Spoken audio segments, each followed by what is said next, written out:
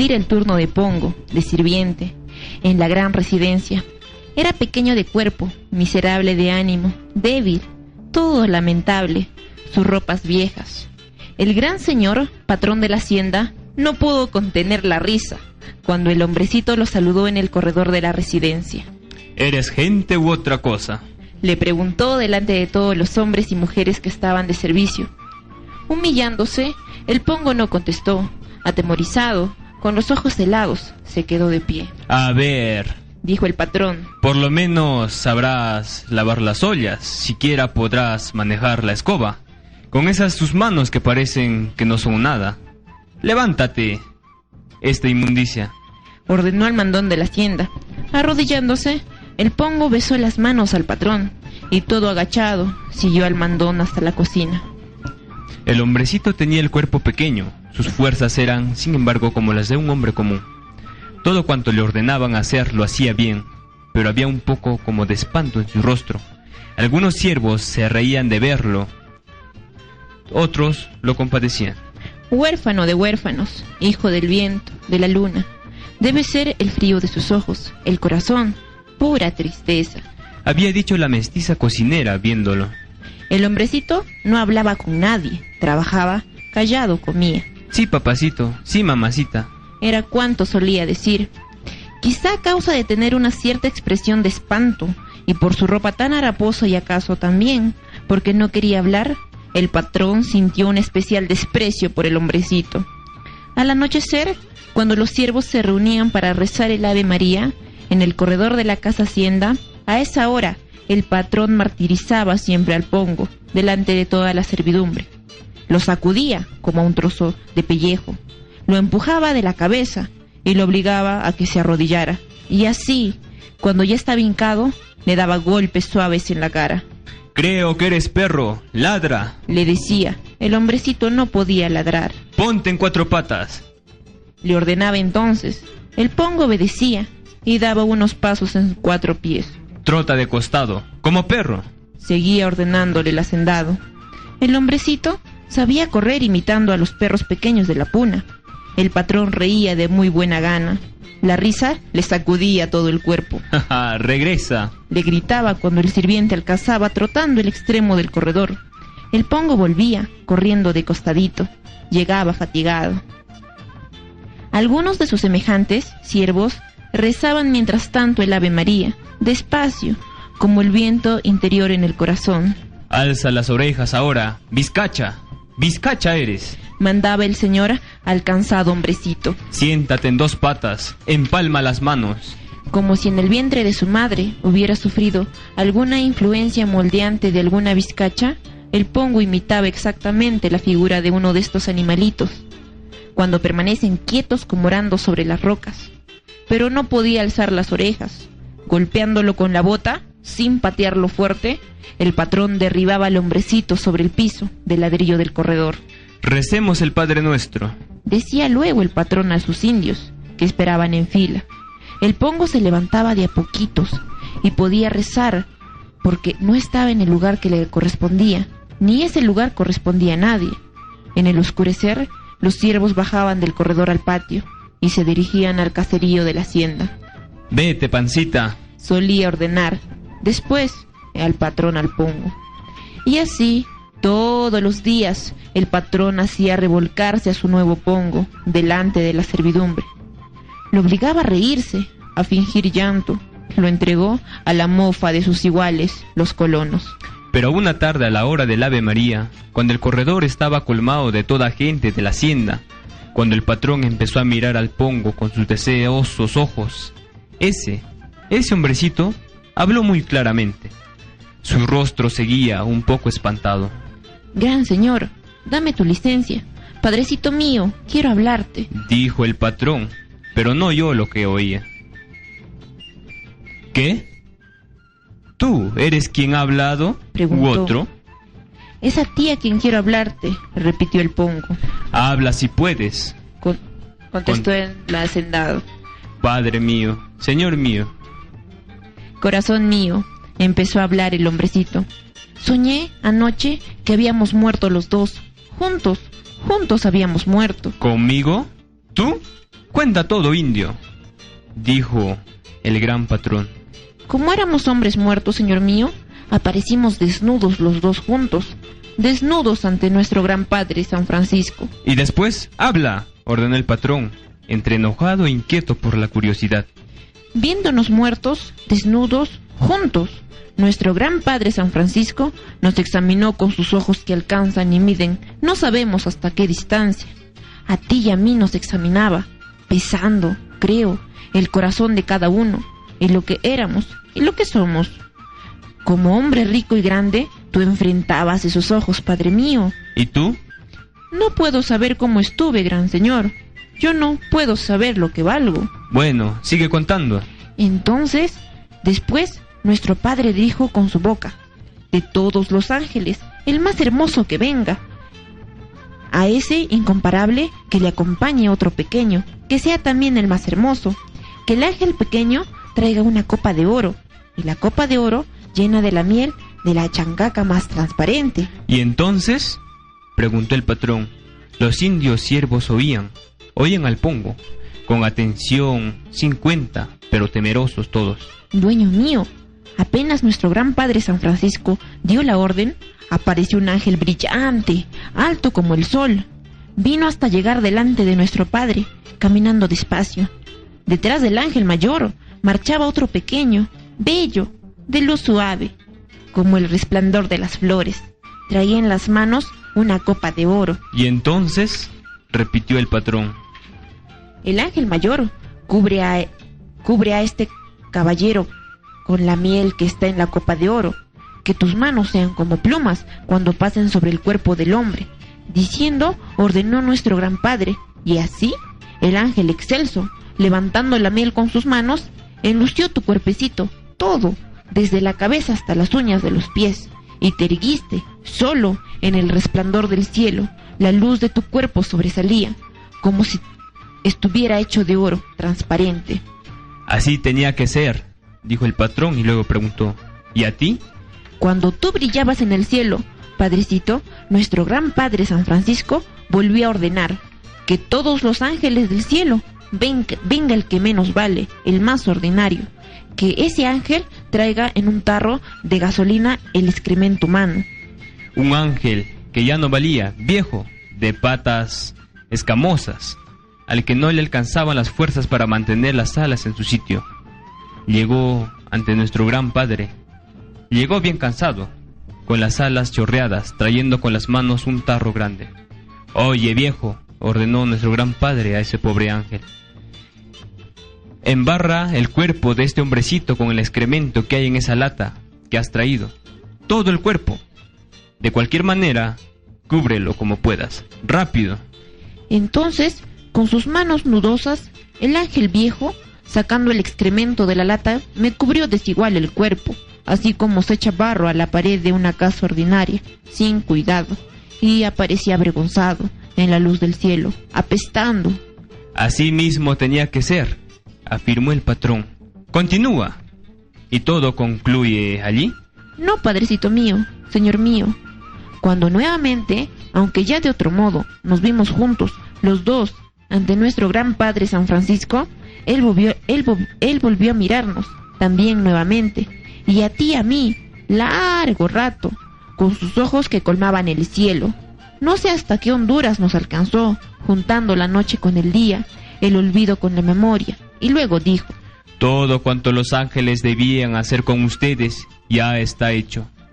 Ahora, lámanse el uno al otro, despacio por mucho tiempo.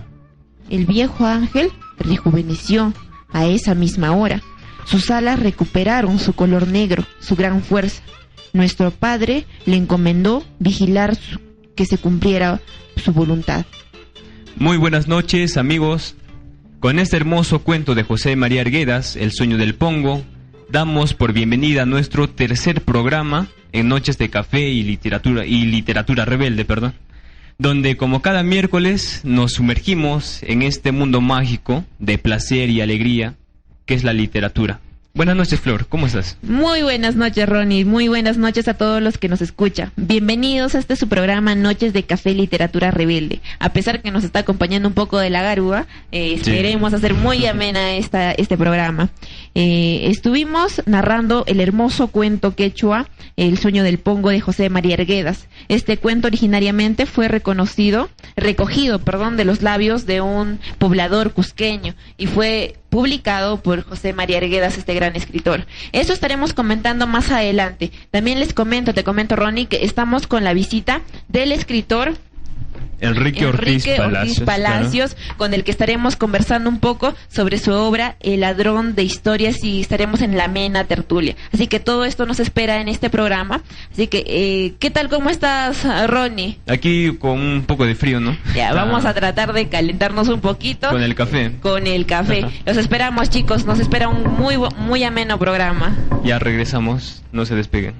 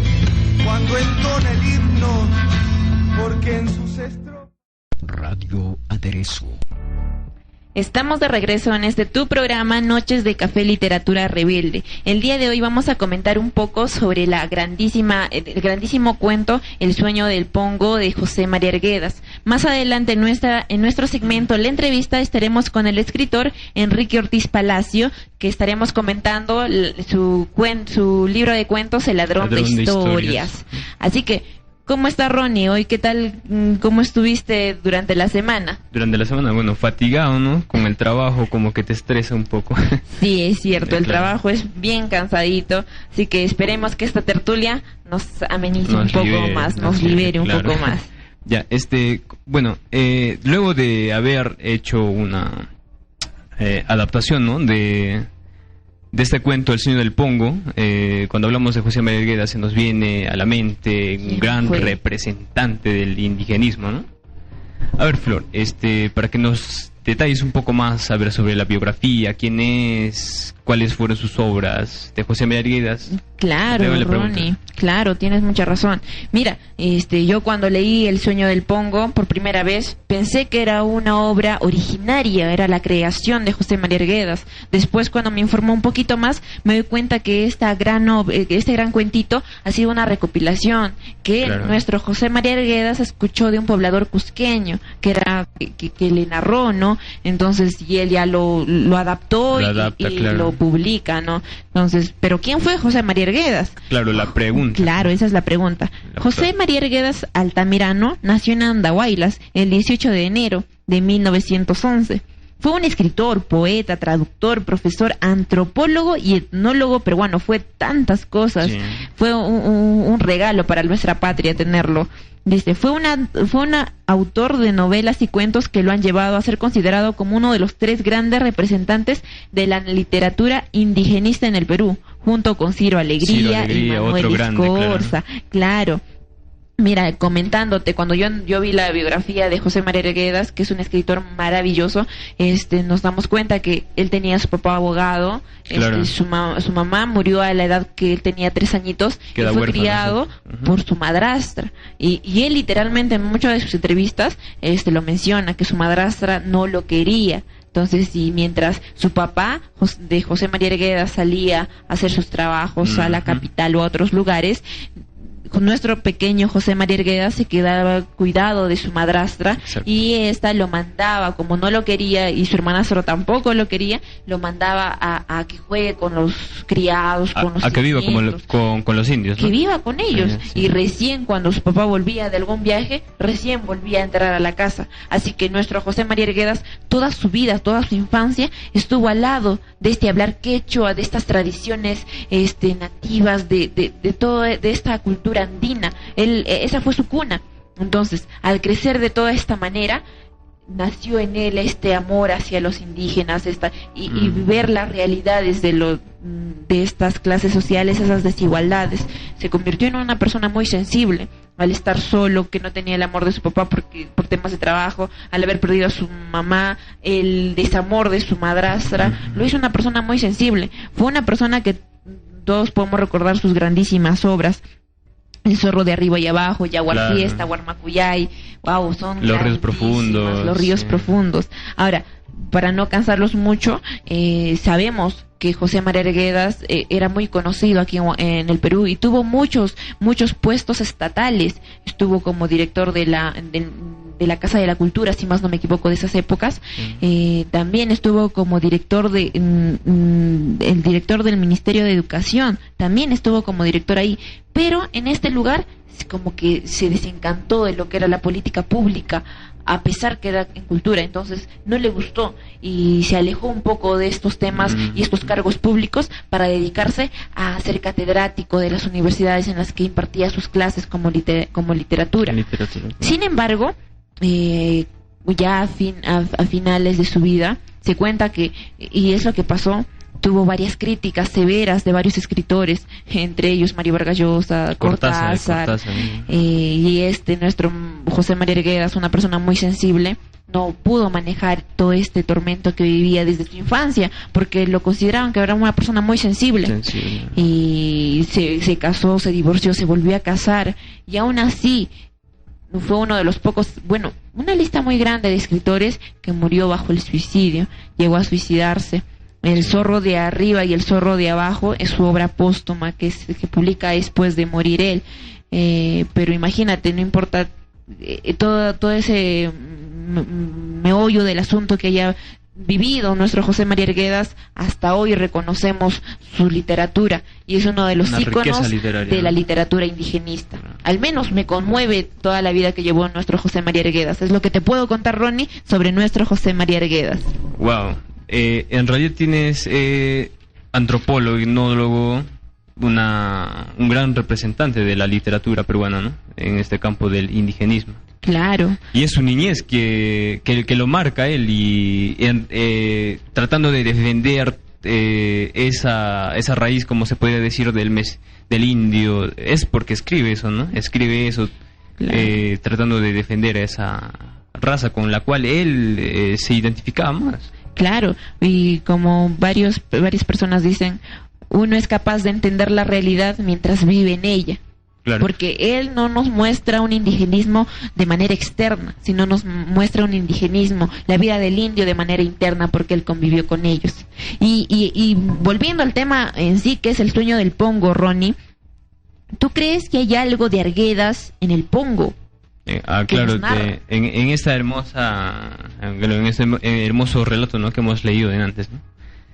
Yo creo que sí hay algo de Arguedas en el pongo, ¿no? En cierta similitud, por ejemplo, en el relato La cocinera mestiza, no sé si se acuerdan, dice que, define al pongo y nos dice, ¿no?, que es un huérfano de huérfanos, hijo del vientre, de la luna, que debe ser el frío de sus ojos, el corazón pura tristeza, ¿no?, hablando en referencia al pongo.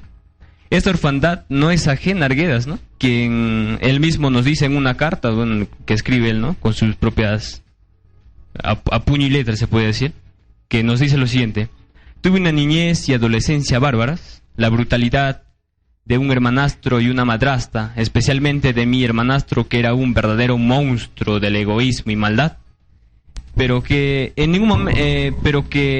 ninguna parte, nos dice él, encontré durante la infancia la protección verdadera para recibir armoniosamente el despertar deslumbrante y terrible ante este mundo, y en mi adolescencia estuve solo.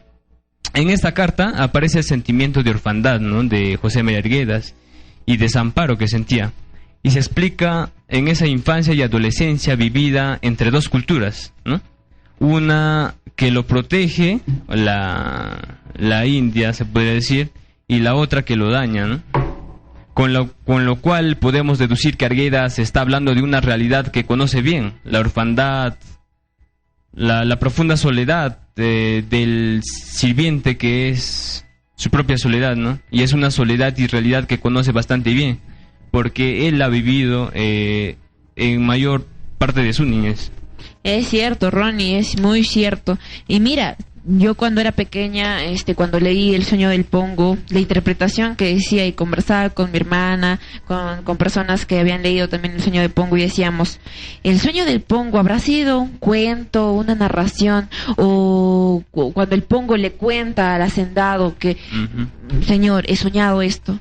¿Crees que haya sido un sueño solamente, o crees que fue una estrategia del pongo para decir la verdad de cómo se sentía? Y de generar que, pese a las desigualdades que en ese momento había de hacendado y pongo y sirviente, tratar de alzar la voz de protesta, claro, y de considerarse muy ajeno de las posiciones y de la parte económica igual al hacendado. Porque para mí fue un acto de rebeldía, de libertad, porque el pongo indirectamente, de una manera muy sutil, de una estrategia muy buena, le dio a conocer al hacendado que no importa que en esta vida terrenal haya desigualdades, que no debería haber, y justo le menciona eso, pero que en un plano todos somos iguales, y que vamos a ser juzgados por nuestros actos. Al menos ese fue el mensaje que a mí me dio El sueño del pongo. ¿Qué mensaje te dio a ti, Ron? A ver, el mensaje que a mí me dio,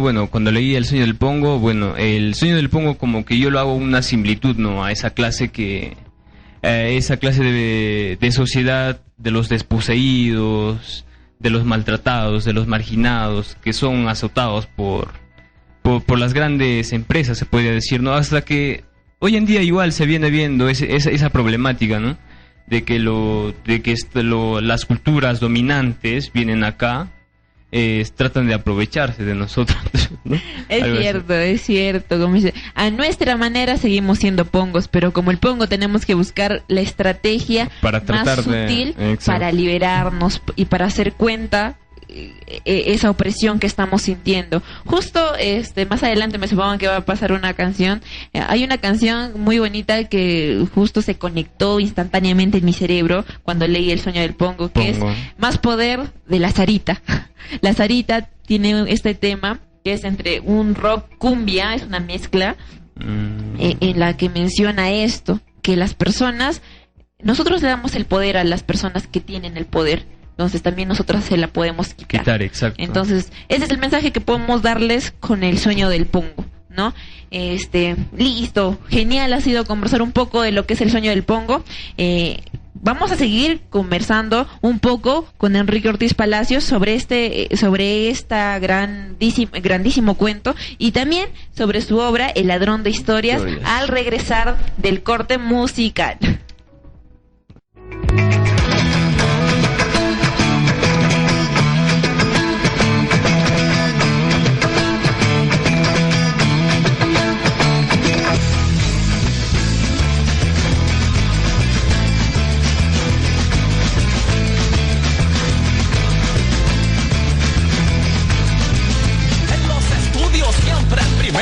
Todos morían por mis cuadernos, yo los prestaba a quien elegía, ese debía darme play, decía grande era mi contento al ver sus lenguas, lamiéndome el trasero enorme era mi alegría, eso me daba mucho placer, y aluciné que tenía poder, y más poder, aluciné que tenía poder, y aluciné que tenía poder, y más poder, aluciné que tenía. He destruido a mis enemigos, a mis amigos los he follado, los cargos doy por anticipado, las moscas llegan, comen caca de mi mano negra por todos lados, estoy con todos, y a la vez estoy con nadie, juega con mis pelotas, porque yo tengo todo el poder, y aluciné que tenía poder, y más poder, aluciné que tenía poder, y aluciné que tenía poder, y más poder, aluciné que tenía poder, y aluciné que tenía poder, y más poder, aluciné que tenía poder. Un rayito de sol fue el que me señaló, un dragón militar fue el que me alimentó, un aliado real su riqueza ofreció, es el cuento ideal de mi poder. Y aluciné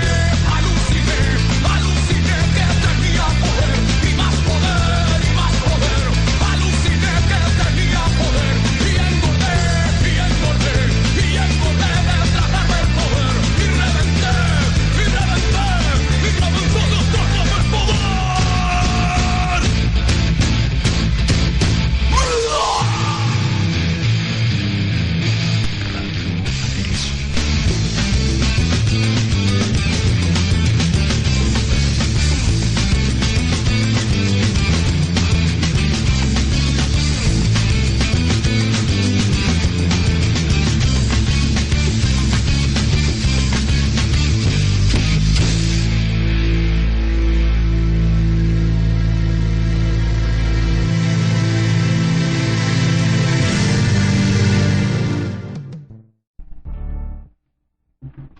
Regresamos en su programa Noches de Café Literatura Rebelde. Estamos aquí en nuestro segmento La entrevista con el escritor Enrique Ortiz Palacio.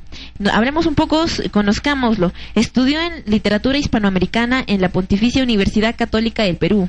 Ha sido ganador del Guayayo de Oro, finalista en el concurso Premio de Cuentos Ciudad Huánuco y segundo lugar en el concurso Eliodoro Vargas Vicuña de 1998. Finalista en el concurso nacional Horacio 2012. Ha publicado El constructor de sueños en 1997, en el 2002 Detrás del espejo y en el 2010 a Abandonada Luna. Estamos entonces, dámosle una cordial bienvenida a Enrique Ortiz Palacios. Bienvenido a Cabinas de Radio Aderezo, Enrique. Gracias, buenas noches. Buenas noches, Enrique. Buenas noches, agradezco la invitación a este programa. Estoy gratamente feliz y estoy a disposición de ustedes para todas las preguntas, inquietudes que tengan. Muchas gracias, más bien, Enrique. Mira, primero, no eres ajeno al tema que hemos estado tratando y al gran cuentito que hemos tocado sobre el sueño del Pongo. Coméntanos, ¿cómo interpretaste, cómo fue tu acercamiento a este cuento, el sueño del Pongo? Antes de hablar del sueño del Pongo, los he estado escuchando atentamente y algunos aspectos que se mencionan de la vida de José María Arguedas han sido mitificados, han sido tergiversados, han sido de alguna manera condicionados a cierta realidad. Déjenme aclararles, por ejemplo, ¿no? Un mito, el mito de que Cortázar ninguneó a Arguedas y hubo una polémica sobre eso, hubo un intercambio de palabras a través de los periódicos, pero es interesante cómo Cortázar a la muerte de Arguedas hace una reflexión, y esta reflexión se la comenta a Mario Vargas Llosa en el sentido de que muy dolido Cortázar le va a decir, Mario, siento que José María Arguedas no me entendió, o siento que José María no entendió por dónde yo quería ir con respecto al tema del indigenismo, del abrir fronteras, de la apertura de la literatura, etcétera. Entonces, se supone que lo que intentaron personas ajenas fue crear una pelea entre facciones de la literatura. Y en cambio, muy poco se ha hablado de Guillermo Cabrera Infante, el cubano, que su comentario a la muerte de Arguedas, al suicidio de Arguedas, fue un comentario lapidario, que dice muy poco de un escritor verdaderamente, ¿no? Al decir que, bueno, se suicidó tal tipo porque no pudo ingresar al boom y ya pues, ¿no?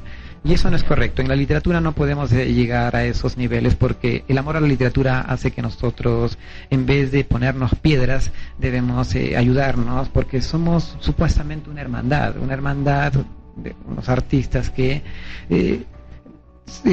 nuestra literatura sirve y vale en la medida que somos leídos, y cuanto más unidos estemos, mucho mejor. Esto va a fluir. Huancayo, por ejemplo, necesita de escritores, pero necesita de escritores que estén unidos, que estén juntos, que se lean, ¿no? Que nos leamos, que estemos interesados en lo que estamos produciendo, porque eso verdaderamente va a engrandecer Huancayo como una ciudad, como Vaquerizo a veces soñaba, ¿no? Como una ciudad letrada, una ciudad en la que se lee, y por eso apostamos. Y por eso yo felicito el hecho de que ustedes estén realizando esta labor cultural a través de esta emisora que tengo entendido que sale a nivel mundial, pues, ¿no? Porque si es a nivel de internet, en todas partes del mundo se supone que están oyendo. Eso es interesante.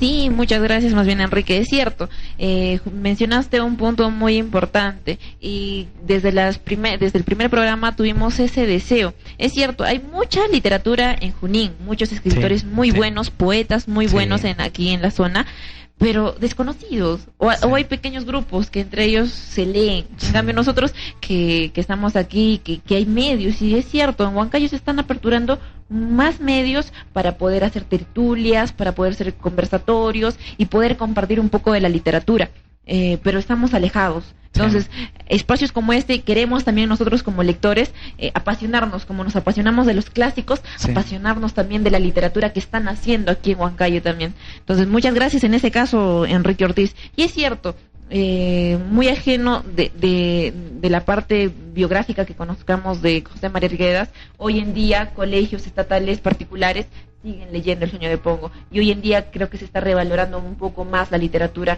de José María Arguedas. La semana pasada justo hubo un taller de lectura por todo lo que era la semana del libro, el día del libro, y en el Colegio Claretiano hicieron una maratón de José María Arguedas, y es bonito, hicieron entrevistas, hicieron unas charlas, y todas las obras que trabajaban era de José María Arguedas, y es lindo ver que cómo se está revalorando todo esto.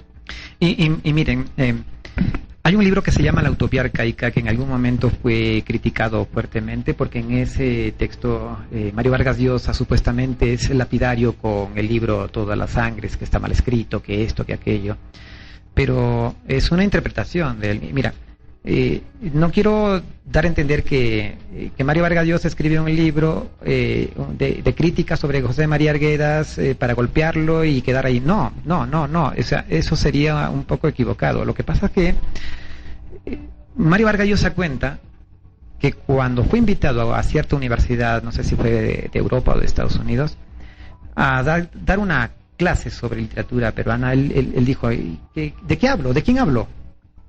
Y empieza a hablar del escritor que siempre rondó en su vida. No fue Ciro Alegría, no fue López Albujar, fue Arguedas.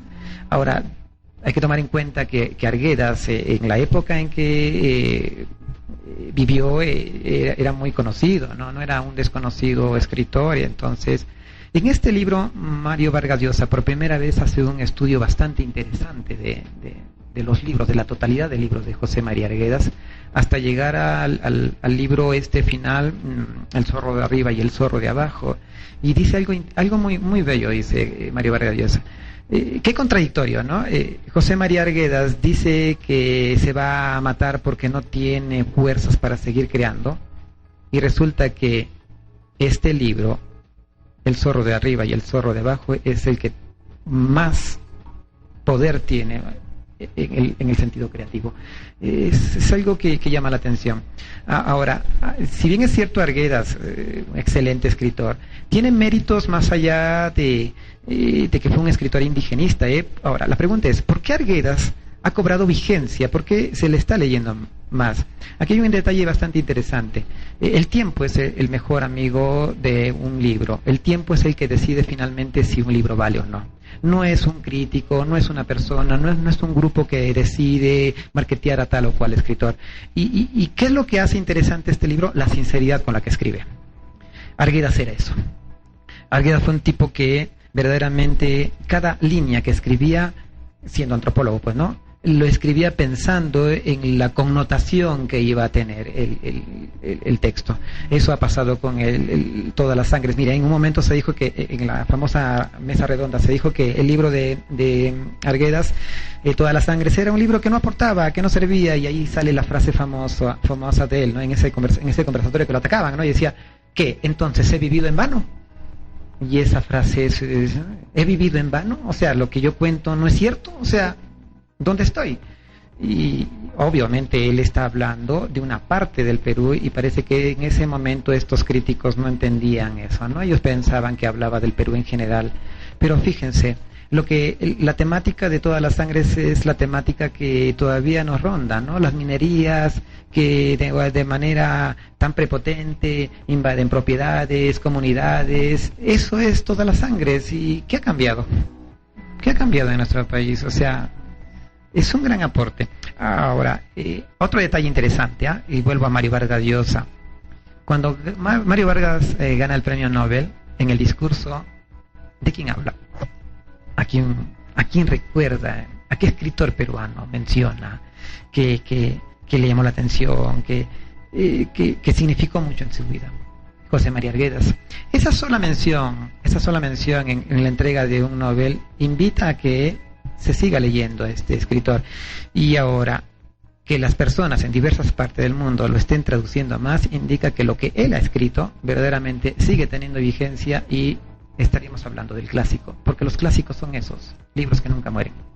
Así que estoy muy feliz por seguir hablando de... Es cierto, es bueno, y eso lo comparto desde las veces pasadas.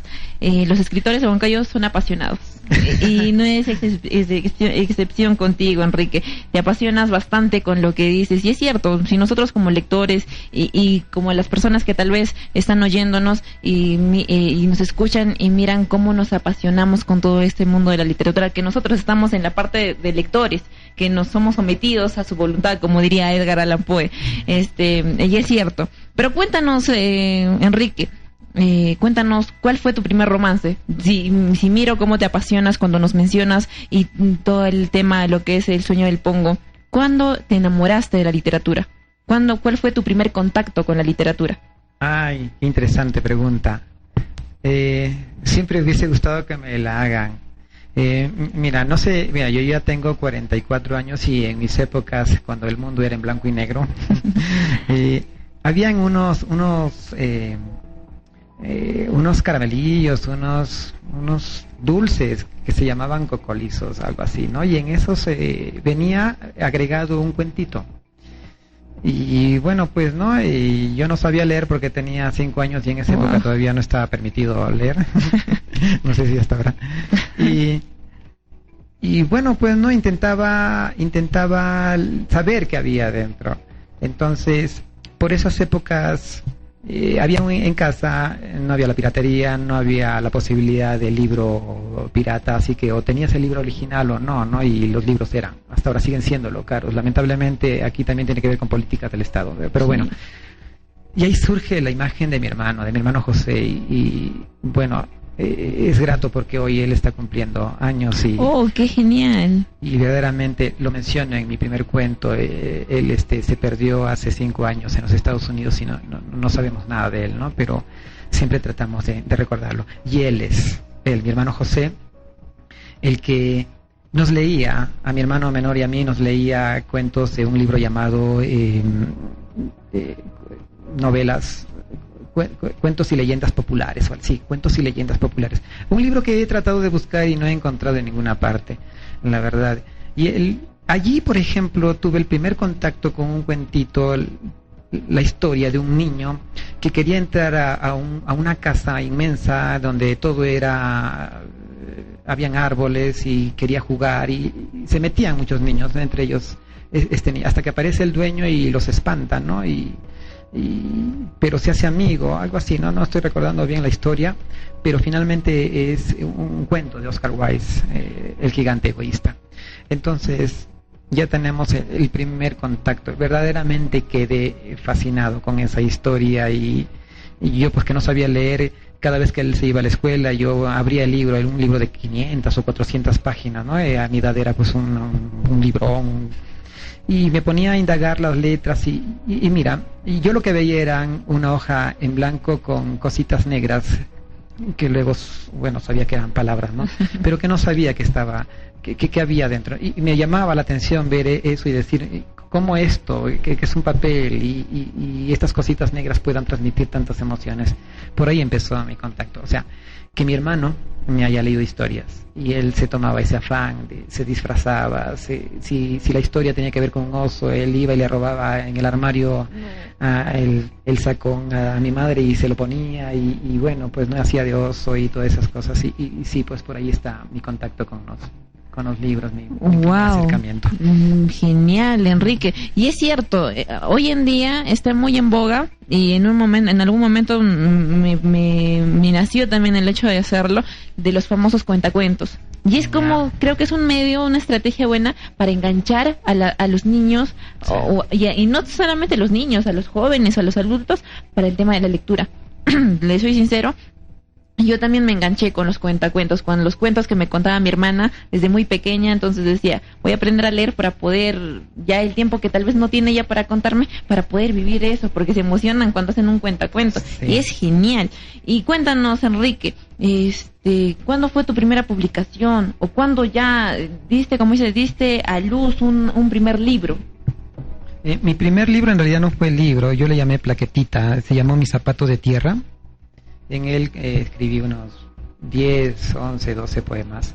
Y lo que más recuerdo de ese folletín fue la forma como lo estructuré. Por esas épocas yo tenía un cuñado que trabajaba para una empresa médica y me agradó mucho cómo algún producto médico había sido presentado, la publicidad había sido presentada en una plaquetita muy curiosa, ¿no?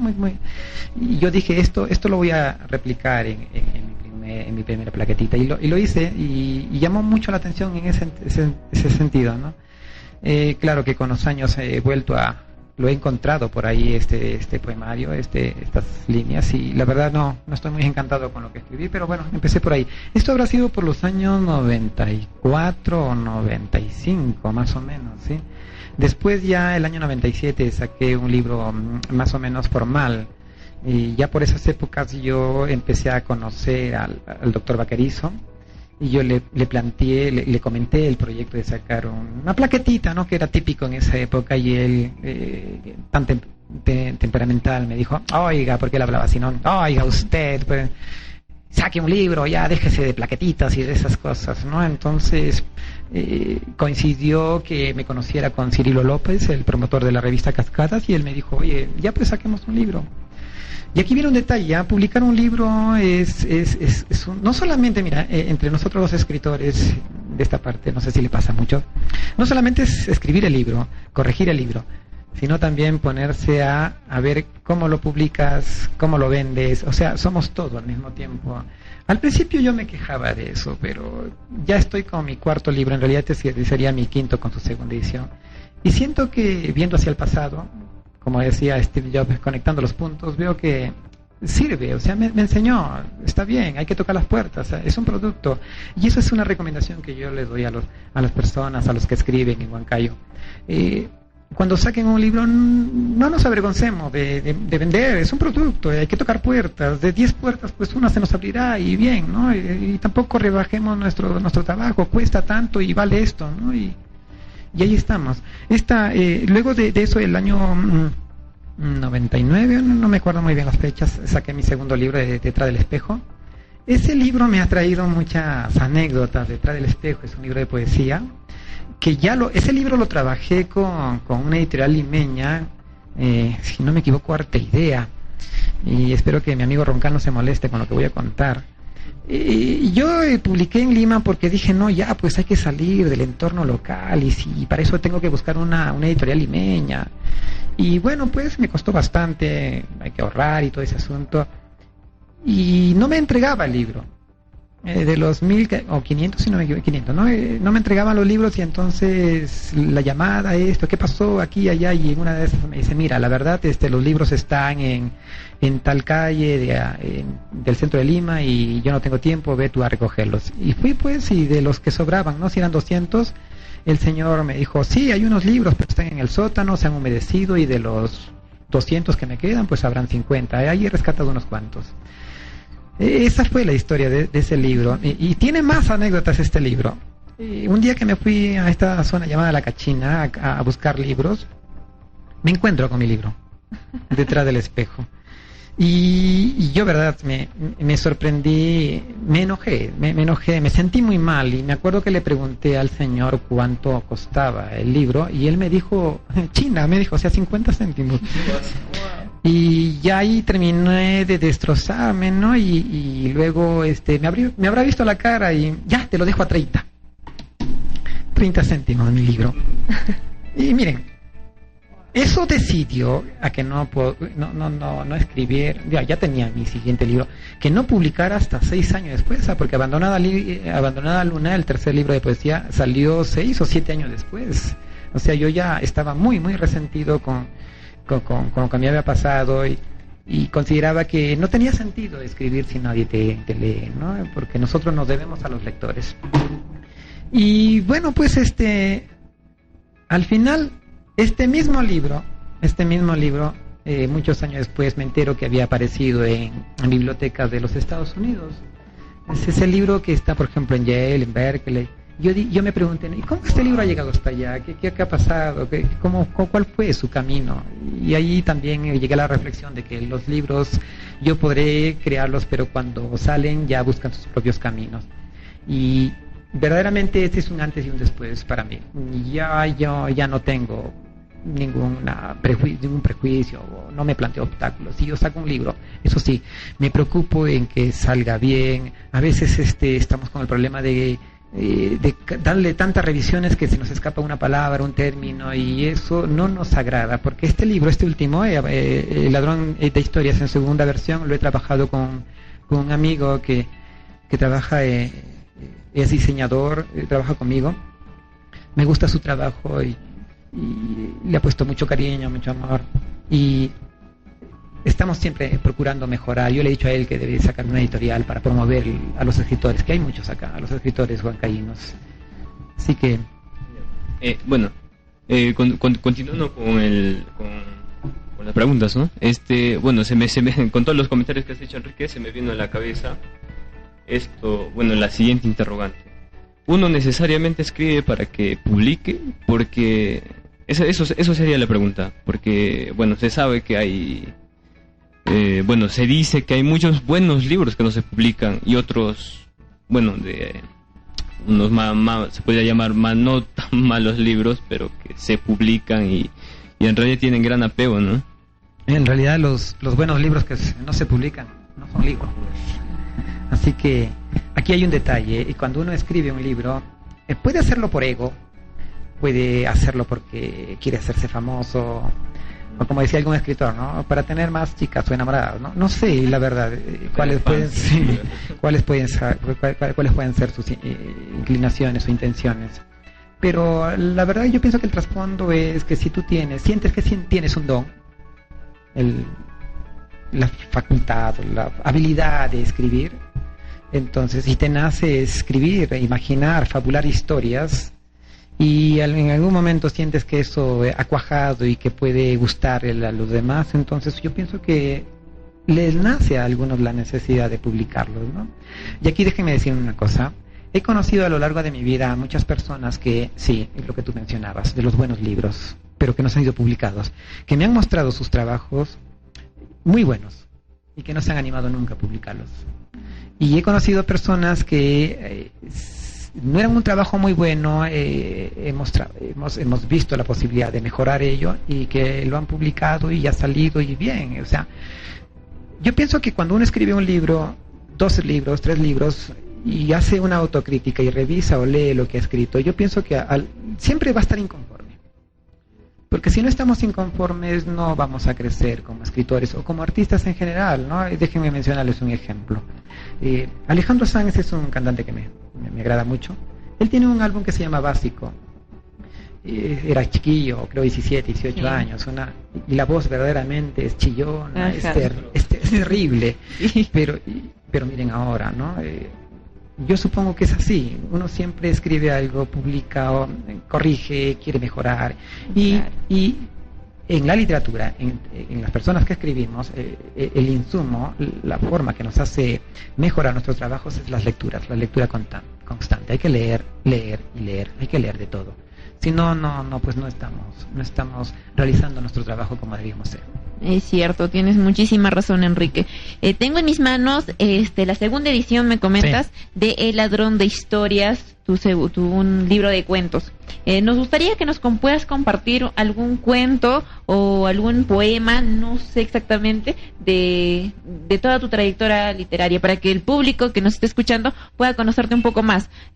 Me gustaría que todas las personas tuviesen este libro. Ya lo leí y tiene muchas historias muy bonitas, controversiales, sátiras, pero es un libro que deberían leerlo. Le recomiendo a todos los que nos están escuchando. Claro, y como la mayoría es parte de los escritores, ¿no? Escriben cosas de lo que han pasado, de sus anécdotas, parte de su vida. Bueno, hace un rato comentabas, claro, de tu hermano José, que se fue para los Estados Unidos, y sí, da la casualidad que en el cuento El ausente, sí, también trata sobre un personaje que se va hacia los Estados Unidos, sí, y es su hermano que lo va a buscar. Sí, es él. Wow. Es él.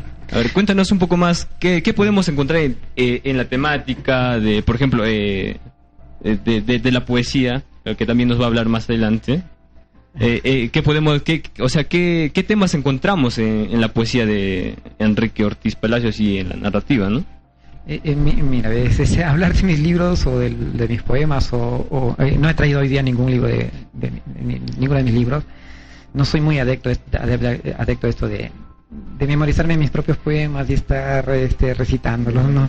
O declamándolos. No es lo mío, la verdad. Ahora, hablar sobre el contenido de mis libros de poesía también se me hace un poco complicado, ¿no? Porque yo cuando publico un libro, yo prefiero que el público asuma el texto como suyo.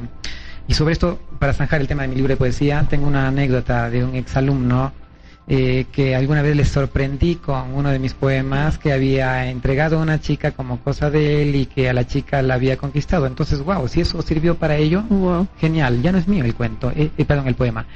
Le sirvió a él y ya dejó de pertenecerme. Ahora, sí quiero hablar un poquito más sobre mi libro de cuentos, más sobre el aspecto de cómo fue el proceso de creación. Estos libros, estos cuentos en realidad empezaron a gestarse allá por los años 92 o 93.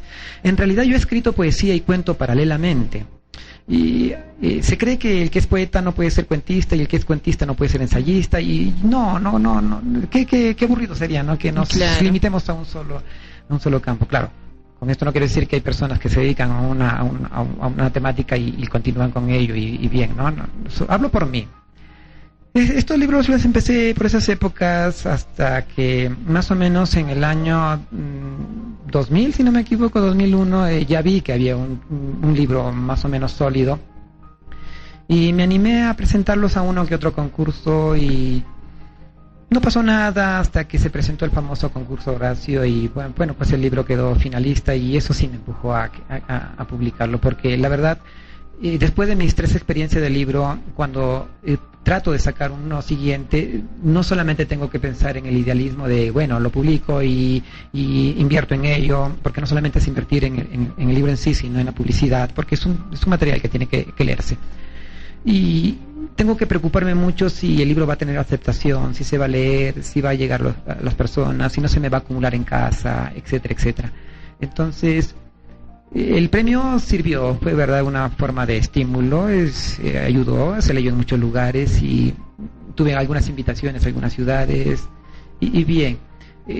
¿Qué escribo en eso? En ese libro hay mucho de mi vida y vivencias, pero no es mi vida en realidad, porque he encontrado con personas que me han dicho, oye, por ejemplo con el ausente, ¿no? Y cuando estuviste en México, ¿qué? Guarda, le dije, yo no he estado en México, pero tú has dicho que has estado en México.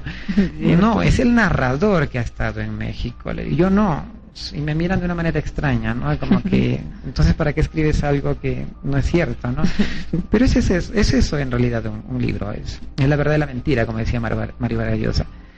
Uno mezcla parte de su vida, sus vivencias, le agrega un poco de fantasía, uno que otro detalle y aparece un libro.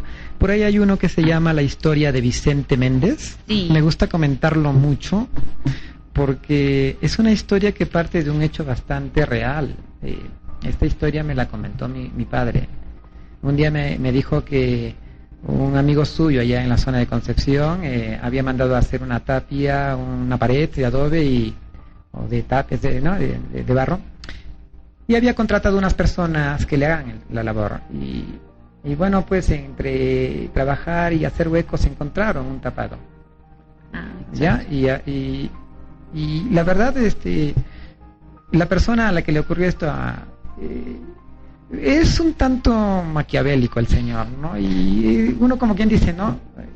Por algo le pasó, se lo tenía merecido, ¿no? Y estas personas pues aprovecharon ese dinero para mejorar su calidad de vida y a partir de eso yo fabulé una historia de tapados que siempre llama la atención, ¿no? El sueño de cualquier persona, ¿no? Encontrarse un tapado para encontrarse un tapado ahí. Para dejar de trabajar. Sí, es cierto. Me gusta cuando leí el cuento. Al final me gustó cómo en la disputa entre el dueño y Vicente, que era el personaje, en la disputa sale ganando Vicente y lo apoyan y el juez da el fallo a favor de él para que pueda mejorar su vida, como lo dices. Y es muy cierto. En estos tiempos, si encuentro una tapada, me dedico a la conducción y ya no trabajo más. Es cierto, es muy cierto. Me jubilo de todo y me compro todos los libros que pueda. Bueno, es cierto. Sí, mira, el tiempo en radio es un crimen, nos queda poco y es cierto, creo que vamos a ampliar un poco el horario, ¿no, Ronnie? Es cierto. Mira, Enrique, agradecerte por un poco de compartirnos tus anécdotas, tu literatura, tu espacio, tus libros. Gracias a Dios el programa nos está dando la oportunidad de conocer a muchos escritores, entablar con ellos conversación y ver la magia que tiene cada género al que están. La semana pasada estuvimos con un poeta, hoy estamos contigo, poesía y narración que estás trabajando. Entonces, somos un medio en los que nos gustaría seguir trabajando con escritores. Y dinos, Enrique, si como yo o como Ronnie, las personas quisieran tener en sus manos también El Ladrón de Historias, ¿cómo hacemos? ¿Cómo te contactamos? Y a ver, tengo entendido que algunos de mis libros están en la librería del Colegio Bosco, que está entre Libertad, si no me equivoco, Libertad o Junín y Arequipa. Ya. Ahí van a encontrar los libros y Bueno, pues, no sé, otra manera, el Face. Claro. Lo que pasa, en realidad, lo que pasa es que ya casi no tengo los libros. Ya he cedido para un colegio un promedio de 160 libros y con ellos solamente me quedarían un promedio de 10. Así que yo no soy de los que se queda con sus libros, sino procura deshacerse de ellos para tener la libertad de publicar otro. Estoy muy, muy, muy empeñado en sacar un libro, ya no de cuentos, no de poesía, sino de artículos o pequeños ensayos, le llamarían, ¿no? Y estoy abocado en eso. Todavía no tiene título, todavía está en proceso. Y yo pienso que me va a llevar Estoy en la etapa de corrección. Miren, la etapa de corrección es la más ardua en realidad, porque se te escapan a veces detalles tan ínfimos y que cuando sale publicado verdaderamente es un dolor de cabeza y es complicado. En eso estoy, sí. Es cierto. Entonces estaremos a la espera de tus próximas publicaciones, Enrique. Gracias, sí. Muchas gracias más bien por tenerte aquí en el programa, por haber compartido con nosotros El sueño del Pongo, El ladrón de historias, y recomendar a todos los que nos están escuchando leer. Son cuentos muy amenos, muy divertidos, muy, muy, muy entretenidos y que nos enseñan bastante. Es cierto. Esperemos más adelante encontrar tal vez alguna tapada ahí, por ahí. Es cierto. Te vas a soñar esta noche con Bueno, muchas gracias, Enrique. Esperamos tenerte en una próxima oportunidad. Y estaré acá encantado. Claro, para hacer una próxima tertulia en un tema que recojamos, ¿no? O invitar a más personas para que esto sea un poco conversatorio, más claro, sí. Sería genial. Bajo un eje, un tema, pues, ¿no? Compartir y todo eso, sí sería interesante. Excelente. Sí. Claro, Enrique, si más adelante vamos a tratar de, mediante este espacio, poder generar otros, un conversatorio aparte, tal vez, y que esto lo conozca todo el mundo, tal vez. Con nosotros ha sido Noches de Café, Literatura Rebelde. Yo me despido. Hasta el próximo miércoles. Estaremos con otro escritor bueno. Antes de olvidarme, mandamos un saludo muy grande, muy fraterno al escritor Edgar Bendezú Fabulinka, que el día de hoy nos estaba mandando saludos y también sé que nos está escuchando ahí. Y próximamente lo tendremos, ya que él está en Lima, en Ica, y está trabajando en todo el Perú, tal vez una entrevista telefónica con él. Muchos saludos desde Huancayo para el escritor Fabulinka, y que nos pueda complacer más adelante con sus canciones y sus cuentos. Entonces, la próxima semana estaremos con otro escritor y con otra aventura literaria. Muchas gracias, Enrique. Muchas gracias, Ronnie. Esperemos que hayan tenido una bonita noche de café, y para contrarrestar el frío conmigo será hasta la próxima semana. En su servicio ha estado Flor Pelayo, Ronnie Poma, y bueno, ya para terminar, este fin de semana es el Día de la Madre. Pásanla bien todos, amigos, y nos vemos, bueno, la próxima semana, ¿no? Con nuevas aventuras, nuevas historias, nuevas tertulias. Hasta la próxima. Chao.